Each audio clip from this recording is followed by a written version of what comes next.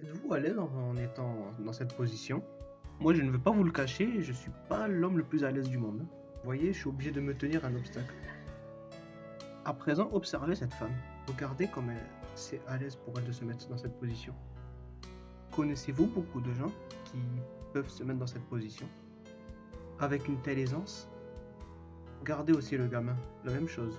Ils se mettent tous les deux dans cette position sans la moindre difficulté. Comment ça se fait qu'en Asie, il semble aisé de se mettre dans cette position alors que nous, en Europe, cela semble complètement impossible pour la plupart des gens?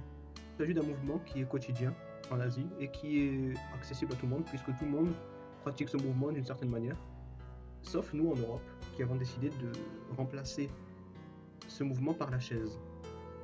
Nos jambes sont fatiguées, on s'assoit, on se sent mieux, et voilà. Mais la chaise a aussi beaucoup d'inconvénients. Or, si vous voulez maîtriser la chaîne squat, voici comment faire. Mettez un obstacle sous vos pieds, car le problème vient principalement de la flexibilité de nos chevilles. Donc l'obstacle permet de ne pas trop solliciter les chevilles, et ensuite, regardez, observez par vous-même.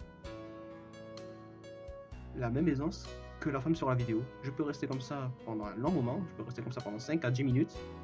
Mes chevilles n'étant pas sursollicitées, je peux rester dans cette position sans me blesser, sans avoir de douleur particulière.